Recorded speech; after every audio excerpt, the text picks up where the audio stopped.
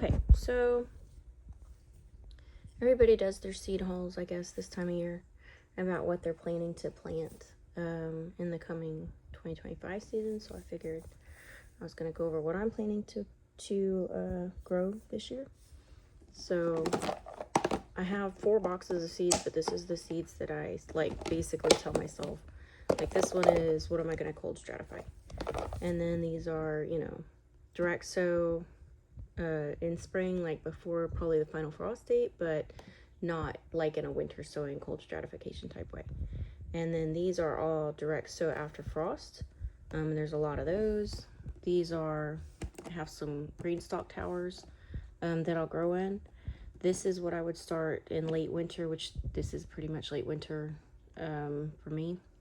And then indoors in February, flowers that I start inside, indoors March, and then just all the indoor vegetables that I would start that aren't already going to be started in February, which February is typically my peppers because they take the longest to really bear fruit. So for my cold stratification, which means I will set these out in a grow tray out in the front porch or whatever, where it still gets some light and some water and stuff throughout these really cold months of January and February. So I've got a bee balm called Labada.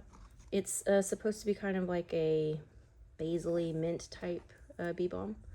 I have got this really pretty sage that's called Violet Queen, and sages do really well here. I am a zone 8. I don't know if it's A or B, it just kind of depends on the winter, but zone 8 in East Texas. So it gets really dry and hot in the summer, but it's still kind of humid. Like it's weird, like it doesn't rain, but it's still really humid because we're East Texas swamps and stuff. So these actually, these Lebanon mists, you could sow these in the fall where I live. And I did sow some in the fall, but I'll sow these winter, sow these probably this week. All of these will probably get sown this week. And you can see I get my stuff from lots of different seed vendors, Baker Creek, Botanical Interests, folks on Etsy, like all sorts of places. So these are called Pestamon Palmer. The reason I got these is because they're actually pretty drought tolerant and they're native to the U.S. As far as I can tell. And they look kind of like foxgloves, and it's way too hot here for us to have foxgloves that will, they're a biennial, so they don't flower until the 2nd year. So I cannot get foxgloves unless I order plugs, which are really expensive. So I'm going to give these a shot, and we're going to hope for the best. Let's see. Oh, delphinium. So these are kind of a cool weather one. If I'm lucky, I'll get these to shoot up and flower before it gets real hot. And then sometimes they self-seed, sometimes they don't. I know there's a wild larkspur that just grows in the medians of the roads around here, but I haven't had any really good luck trying to do this myself. So these have failed every time I've tried them, but I'm gonna give them a shot again. We're gonna try and grow some stalks. So I do grow flowers and vegetables, so you'll see a mix of those as we go through these today.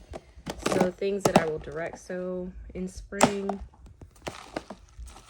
Nasturtiums, these really I won't sow until after first frost because they will die in a frost, but they're really pretty. Lettuces, those can handle a little bit of the cooler temps, not the teens, but definitely the 20s. This is more nasturtium, ladybird. Seed Savers Exchange, sweet peas. So I've actually, grandiflora mixture, I've actually already direct seeded some of these outside because I was unaware that sweet peas could actually take some pretty steep cold temperatures, like even some frosts and then some. That's probably if you've already had them established in the fall, which I did not, so they may die. I don't know, we'll see. I've never grown sweet peas successfully, but I'm excited to try, so we're gonna see. Variegated nasturtium, I really like nasturtiums, they're awesome. So I do have some bachelor button seeds and Growco seeds from Etsy's where I got these. These are great. I've actually already sown some in the fall because they will overwinter here if it doesn't get too crazy. And I will spread those out in my flower gardens when I'm ready to grow some more. Let's see, I've got some black ornamental sunflowers. That's just kind of a free seed that somebody gave me. German chamomile, I always grow chamomile every year. And they will self-seed really quickly. But I've got, like, that's not nearly enough. So I grow a lot of chamomile because in the spring, before it gets really warm, not a lot of the stuff I grow is really actively growing quickly, right? So I don't grow a lot of cold weather crops because it goes from really cold to really hot super fast here. And I can't grow like cabbages and, you know, Brussels sprouts and cauliflowers. Like, I can grow broccoli if I plant it in the spring, in the fall. That's about it. So cabbages, you know, like leafy cabbages and broccoli. So these are all chamomiles that's left in here because I do grow a lot of chamomile. And like I said, I only get this many seeds maybe every 3 years because they'll self-seed for the most part. And then some years it just gets really dry and they won't. So let's put these up. But all of these are ones that, like, when it's still kind of frosty, but the worst of your, you know, harsh winter weather is gone, that's when I will plant these outside directly in the garden. So those, I don't have anything in here right now. Like, and you'll also see, like, I have things I'm going to sow in the fall, flowers I'm going to sow in the fall.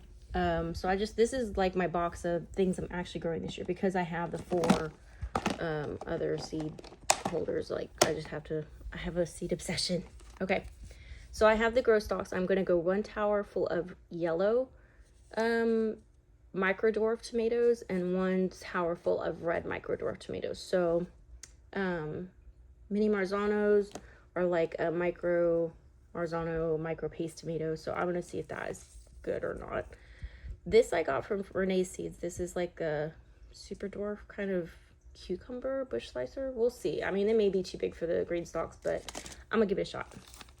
These are garbanzo beans. This is basically, I will throw this aside, like inside any kind of emptier pockets that just don't seem to really work too well. And also I found a bean called, I guess it's mascot or mascotti bean. That's supposed to be like a really dwarf bean that's a great producer. And I want to try those in the green stalk towers because a lot of bush beans, right, are not as pretty, still about 24 inches tall, which can still get everywhere. So let's see. I don't know if I could do this one-handed, but we'll see if I can get these guys out. Maybe not. We'll see. Okay. So I've got, this is a Florida Petite tomato that I've saved the seeds from last year. These are our red tomatoes. This is I cannot say that word. But I went on Etsy and I will try to find the name of the person I got these from, the store I got these from. But he had a nice, huge selection of micro dwarf tomatoes and I was pretty excited. Ink Spot is a cute one that's got like the little blue, like purpley blush on it. And I think this one also has like a little micro blue blush on it. Let's see, I don't think I can get all these back in one-handed. I wish I was super organized or had to stand like other people, but I'm not a professional YouTuber, so that's not my life. Let's look at our yellow micro dwarf. Come on. Okay. Orange Hat. This is a pretty common one I think most people have seen. Patio Choice is a hybrid yellow tomato, so we'll see how that goes. I will save seeds from it just because I always save all my seeds, and we'll just see how it goes. Man, I will have to find the name of the site, that Etsy shop, because I got a lot of them from there. Bunny Hop's adorable. It's just an orange tomato, but I love that it has bunny in the name. And it's kind of like a fuzzy tomato plant. Golden Hour. And then the only other thing, this isn't really a towers one, but I am going to have some hanging baskets. And so I'm going to grow sweet peas, or try to grow these dwarf little sweet peas in those hanging baskets until it gets hot. And when it gets hot, I will probably put those beans that we looked at just a few seconds ago, or the cucumbers in there. I'll have to organize all this again later because I cannot do that one-handed. Indoors in February. Okay, really all I'm starting in February is my ground cherries because those things take forever to actually bear fruit. And I live in a really warm area, so you would think they would grow and bear fruit really quickly, but they don't. Same with tomatillos. Basically, anything in the Physalis family takes 5 billion years to bear fruit for me, so starting in February it is. flowers that I'm starting inside. I could start a lot of these outside, but I started inside because I want to head start on everything. It's a lot. I love flowers. I used to never grow flowers, and now I grow tons of them. Okay, you're gonna see like 15 apricotas because I really wanted to grow these this year, and I guess I forgot that I bought them from other places, so I kept buying more. I know you know. If you know, you know, gardeners, you know. Okay, this is a really pretty dahlia mix that I really want to give a shot. I have some dahlias tubers, but I just really like growing them from seed because you never know what you're gonna get, and they always seem to look really pretty and surprising. This is another bee balm that is a lemon mint bee balm. So the other one's more like oregano basil type smell, the lambada. This one's supposed to be more lemony. We'll see if that's really true or not. So a lot of my yarrow just basically has gotten washed out. It's a perennial, but my patches, the flowers that they're producing are pretty pale white to pale pink, and they started out as like red, fuchsia, orange, yellow. And I read that after about 3 or 4 years, yarrows tend to just kind of revert to like really pale colors. So I'm going to start some new ones and try and replace those this year. I have got this obsession with snapdragons. So it's really hot here, but they will tough it out through my winters. And so I'm absolutely going to grow some snapdragons. I have another snapdragon on the way that I got. Where'd I get that from? I can't remember. Select Seeds, I think. But it's like this really deep, it's got crimson in the name. I'll try and remember, but it's like really deep, like purpley red and then bronze. It's so pretty. Okay, apricota, like I told you guys, I did this too many times with apricota. This is Queen Line Zinnia. Zinnia seeds stay good for several years, and you'll see a lot of zinnias in here because I love them. This is a beautiful apricot rose zinnia. It's kind of got a color change if you can look in the picture. That is just sweet as it could be. I haven't grown this one yet, but it looks gorgeous, and I can't wait to try it. Salmon zinnias. That's probably my favorite, that coral color zinnia. Strawberry blonde marigolds. These are a hybrid, but I love them so much, and I'll probably end up putting these in the towers, so I'm actually going to pull that out and put it back in the towers one because that's no, I need to start it inside. I don't really need to start it inside. Okay, it'll go to the house. I'm going to put it in the towers.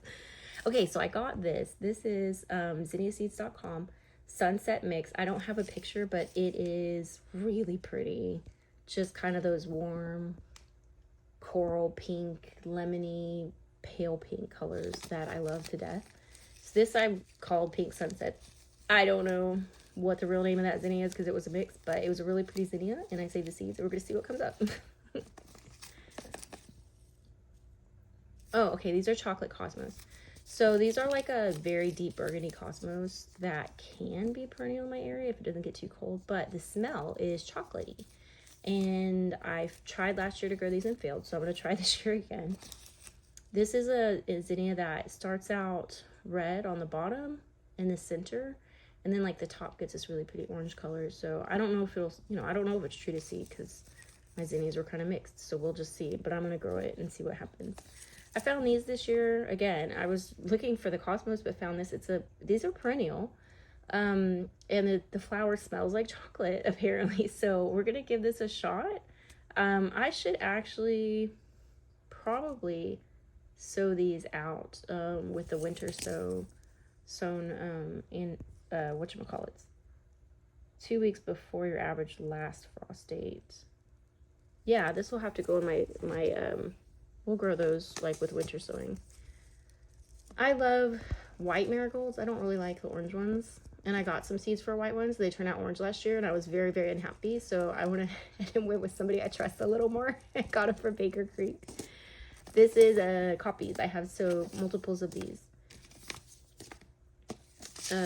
Okay, so I get rust really bad in our area, and supposedly the fig leaf hollyhocks are less susceptible to rust. So I'm going to grow these this year, and they won't flower this year, but if I can get them through this year without the rust, then I will hopefully get nice, tall, beautiful hollyhock flowers next year, and I would be thrilled because I love hollyhocks. They're just this classic cottage flower that I really want to grow, so I'm hopeful. This is the Dutch Rose Cosmos. They're just a really pretty pink cosmos. And then Double Click. If you guys have never seen a Double Click cosmos, they're just really frilly, double blossom, basically, cosmos flowers. And I just think they look prettier than the plain ones. The plain ones have their place, but I like to make bouquets, and I want things to be a little flashier. because that's how I roll. I like the flashy business. So, all right, let me get all this stuff kind of shoved in so that I can close this little thing, hopefully. Without losing anything. Let's see. All right, so let's fix this, because if I don't do things right now, I'll forget why I'm doing this. But strawberry blonde marigolds will go in the towers. Cold stratified chocolate. I do encourage you guys to look into natives in your area, because they handle everything so much better. Okay, so things that I will start in March. And I know most people are like, start your peppers in February, blah, blah, blah. I have a long growing season, but even I can't put anything out until about May 15th. So if you start them in February, you have at least 8 weeks inside. February, March, April, May, right? So if you're lucky and you have a warm spring, you can put them out in early May. But even for me, like, I don't know about you guys, I don't have room to have 3-month-old peppers and tomatoes up in my house. Like, I don't have that kind of lighting and space, right? So I will start these probably mid-February to late February, because I just don't have space for all that. Like, that would be great, but I just don't have space. So these are just a sweet red pepper my mother saved the seeds from, because she was like, it's the best pepper I've ever had. So I'm gonna try those. This is a dwarf tomato called Mini Kamado. I don't know if it's a hybrid or not. We're about to find out. But it's supposed to taste kind of tangy, and I like more acidic tomatoes. I don't like really sweet tomatoes. Accordion cherry tomatoes. Okay, these are supposed to be so prolific. And if you don't know, in hot places like East Texas, the Southeast, okay, growing big slicer tomatoes is hard. It's not impossible. I do it. But it is so much easier for you to grow cherry tomatoes. They will grow so much happier in our heat and humidity. I don't know why, but they just do way better. So this is a dwarf tomato, and it's supposed to be really prolific. So I'm going to give that a spot in the garden. Cardinal basil is like my new favorite basil. And there's several reasons why. It tastes great. It does not flower until late in the season. So you can harvest all the basils you want, right? All the leaves, and do whatever you want to do. Pestos, dry it, whatever. And then at the end of the season, you get these beautiful, just burgundy, purpley, giant, awesome flower heads that go great in cut flower arrangements, which I love to do. So best of both worlds. It doesn't go to flower too early, so you get to harvest a long time. And then when it does go to flower, it's friggin' worth it. It's so pretty. Lemon basil, because duh, everybody loves lemon basil. I have never ordered from in my garden before, which is a travesty, I know, because they have amazingly priced seeds with reasonable shipping rates. But I am one of those junkies that likes new and unique and amazing things. And so I had never looked at their website until this year, because I wanted something and they had it. And then I was like, well, let's just do a whole order. So yeah, let's see. Okay, so this is a container basil. Probably that should go in the towers, but I kind of want to grow it in the ground and see if I can just get kind of a short basil that's got big leaves. So we'll see about that. These are older packs because I've saved seeds from previous years. But this is probably my hands down favorite dwarf tomato. And when I say dwarf tomatoes, these are tomatoes that reach about 4 foot tall, maybe 4.5.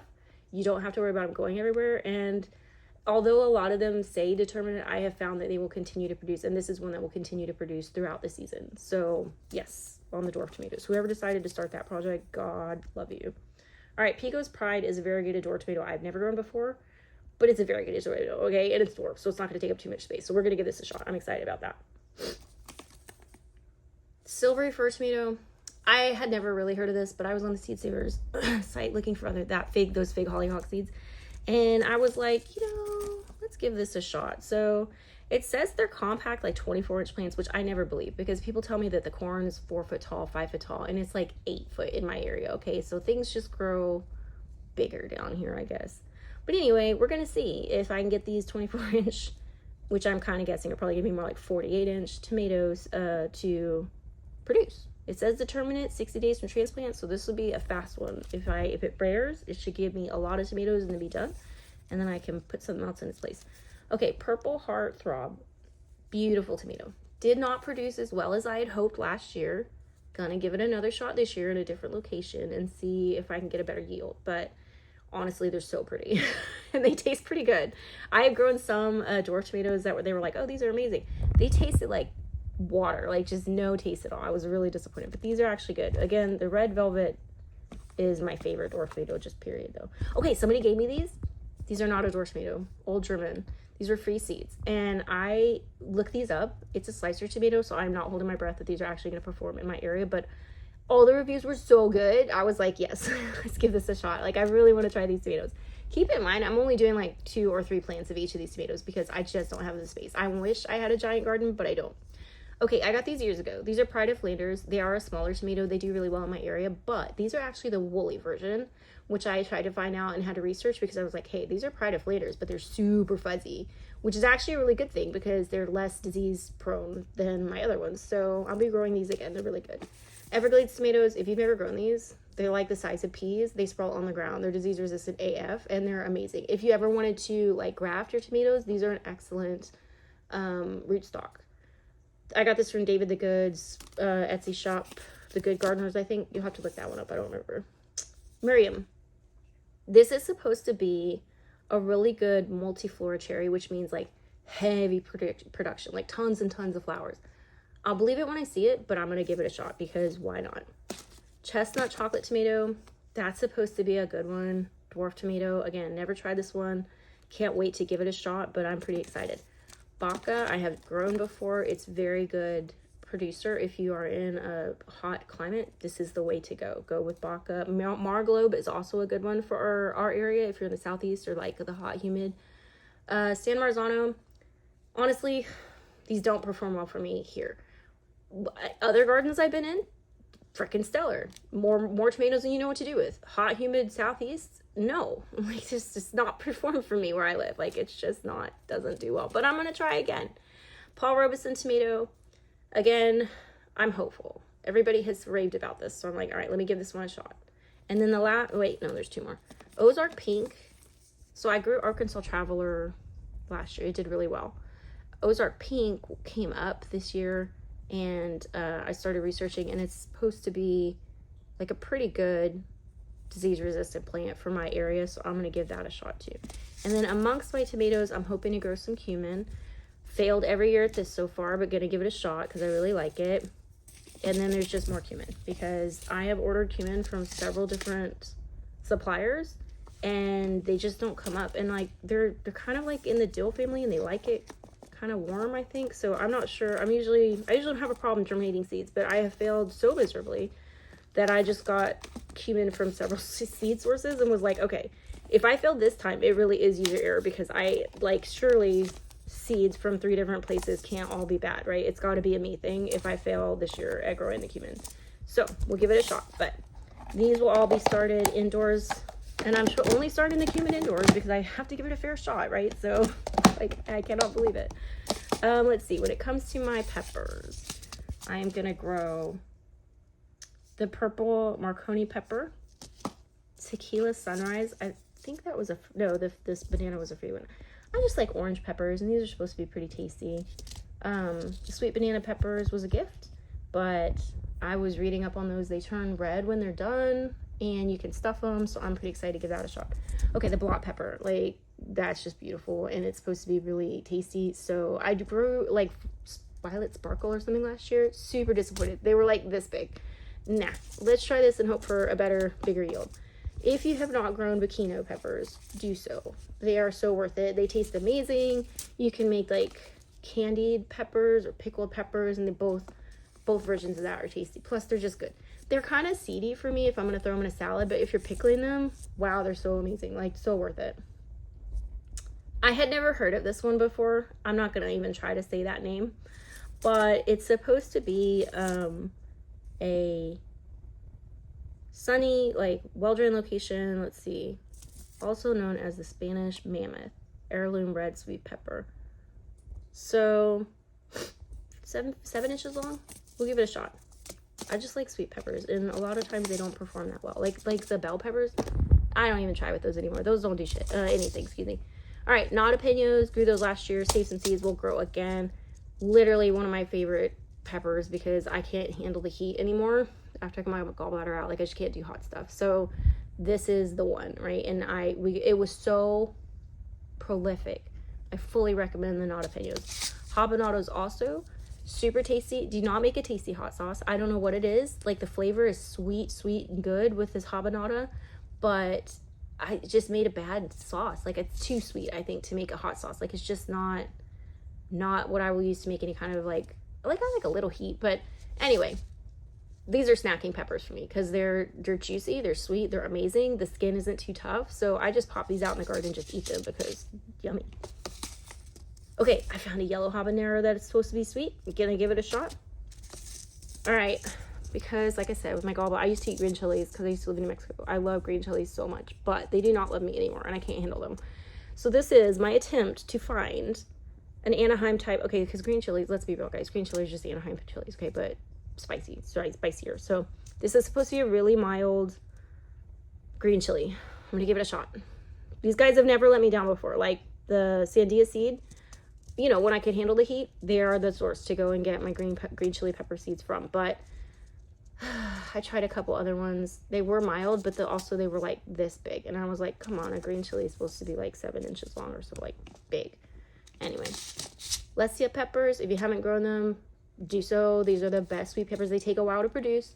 They're not crazy prolific, but they're, for me, they yield. They at least yield, right? Where bell peppers like never yield for me. So Lecia is tasty. They will yield later in the season and they're worth it. So that's one of the reasons I'm going to try and start this one as early as I can without being unreasonable. Like I have to have space for a growing pepper plant to sit in my house until I can put it outside. So this is the red Marconi pepper from In My Gardener. And oh yeah, Pippin's Golden Honey. I've grown this before and saved the seed. That's why this pack is older and open, but my word, these are amazing. Like you should just put these out in your front yard. The flowers are purple, the leaves are purple, the peppers are sweet when they're ripe. These are amazing. Like if you just pick one sweet pepper to snack on, this is the one, right? Because it's beautiful and prolific and it tastes amazing. Florida high bush eggplant. So I do really good with eggplants for the most part, but not with really big ones. Usually the skinny ones do really well, and like the average or normal sized eggplants don't. So I'm gonna give this one a shot because it is literally meant for hot, humid areas, and hopefully it will be as prolific as promised, and I will have tons of nice full-size eggplants to eat next year. All right, let's try and get this close without spilling stuff. There we go. And then things to direct sow after frost. These are just varieties that you would put in your garden. You know, the stuff you wouldn't normally start inside because it really doesn't take off till it gets hot, right? All of my pole beans. This is supposed to be a really nice purple potted pole bean that I have never grown before, but it has great reviews. Hello, Whispers. Say hi to peoples. Eat emerald okra. I've saved seeds. This is hands down my favorite okra. It stays tender when it's really long. Like it doesn't get the ridges until probably 8 inches. It's really nice. I don't like the ones that are like, oh, it's you know, spineless, right? But they're this big when you got to pick them. Like I want a long piece of okra to just snack on. Roselles are amazing. You have to have a long season for them though. But if you've got it, grow it. They're awesome. Great tea, great jelly, great everything. Mumbo pole bean. These are like a pretty green colored bean. I got these from a seed bank at my local library, and I'm pretty excited to try those this year. Mammoth gray stripe sunflowers. Sunflowers are great for several reasons. The bees love them. They are also a magnet for stink bugs. So like I will get a vacuum, a shop vac, a Ryobi 1 gallon shop vac, if anybody cares, full of diatomaceous earth in the little dealio, and suck them off the sunflowers, right, with the little vacuum, okay, in the mornings, so that you can cut back on the stink bugs up on your tomatoes and everywhere else, or shield bugs, or whatever you want to call them. They're not assassin bugs, or everything else but assassin bugs, right? So anyway, these are great, but sunflowers are also allelopathic, so do not put them with your other vegetables and think you're going to grow a bunch of amazing things. Put them on the perimeter of your garden, right, and then suck them off. So rattlesnake beans, clearly, I save these every year because the writing is coming off. Rattlesnake pole beans are not only an amazing green bean, they handle all the heat, all the humidity, all the tough parts of summer.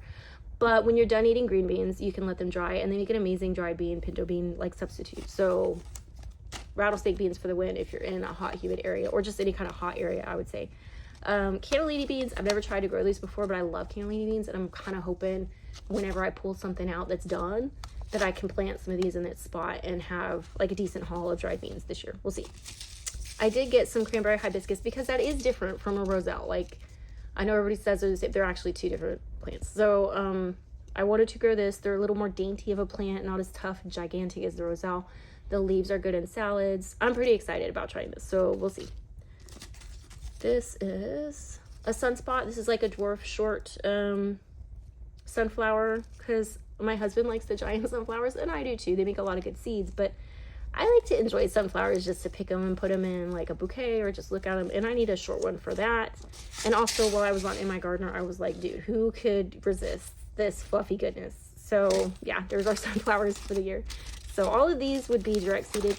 Now, you don't have to direct seed, but most of these sunflowers, beans, okras, you can start these if you want, but I have found that they just don't transplant into the garden as well. Like, they just do better if you direct seed them. I don't know what it is. I don't know if it's just they don't, the roots don't like being disturbed, or if they just go really deep really fast. I couldn't tell you. But what I can tell you is I have tried both ways, and the best thing to do is to put these straight in the garden. I know, guys, it's a long video, but I'm growing a lot of stuff. All right, last box. Sunset runner beans. I have a perennial garden, and I'm going to put these on some trellises because supposedly these are perennial in my area, but it gets really hot and they don't like it really hot. So I have a shady spot with some perennial stuff growing, and I'm going to grow them up a lattice in the shade, and we'll see if they like that better and if they'll come back. These are loofah seeds. I have tried the big white seeded squishy loofah. I mean, they're nice and all, but they just don't perform like a regular loofah does. Like, those regular loofahs were gangbusters, and you have all the loofah sponges and all the loofah food to eat. So that's where I'm going with that. Double yield pickling cucumber. It's supposed to be like at each node 2 cucumbers growing. So I don't know if that's true. We're going to give it a shot. I have a hard time with cucumbers, so you're going to see a lot of cucumber varieties. I'm trying to find one that works, or honestly, let's land race this mother and just grow all sorts and see which one does best, and then just save the seeds from those, and over the years maybe I'll find something that can actually handle it where I'm at, because it's a sad fight. So this is the Arkansas Little Leaf. I thought it was cute because the leaves are smaller, so it's easier to find the actual cucumbers on the vine, but also Arkansas is kind of close. I mean, it's a little cooler area, but kind of close to the kind of summers I would have and winters I would have. So that's why I picked that one. This is my sesame mix. I grew some sesame seeds last year, tan ones, white ones, black ones. I just saved seed from all of them and stuck it in here because they grew surprisingly well, and their flowers are really pretty. So like, even if you don't really want to harvest the seeds, the flowers are worth it. The bees, and pretty much the bees, because it's kind of a tubular flower, they really liked it. So I'm down. I'm excited about that. Tall hat sweet corn. Okay, it's supposed to be not as tall. They say 5 to 6 feet. I'm really hoping it's actually 5 to 6 feet instead of 8 feet, because that's where I always end up with my corn, and I wish I didn't. So we're gonna give this a shot.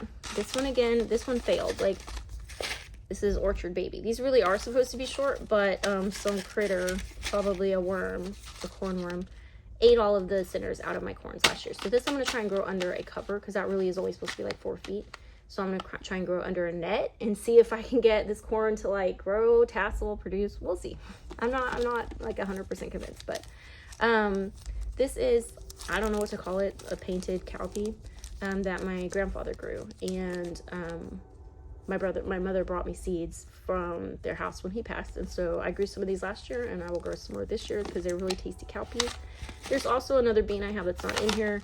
My grandfather always grew it on his gardens for probably 80 years in his family, and they just called it the Ruby family bean. It's just a white semi-vining bean. So if you want some seeds from that, put something in the comments. I'll send them your way because I have a pretty good amount, and they're really good. I mean, they're an old-fashioned bean. You gotta string them, right? They're not a stringless green bean. And like I said, they're semi-vining, so they get maybe 5-6 foot tall on the ones that vine. Like, some of them just bush. So, but it's a really tasty bean. It's the one I grew up eating, and I love them to bits and pieces. Okay, this was an insanely long video. I appreciate you sticking around, but that's all that I'm growing this year. Share in the comments what you're growing this year, and or link to your channel. I'd love to watch your seed haul or your seed prep for the 2025 season.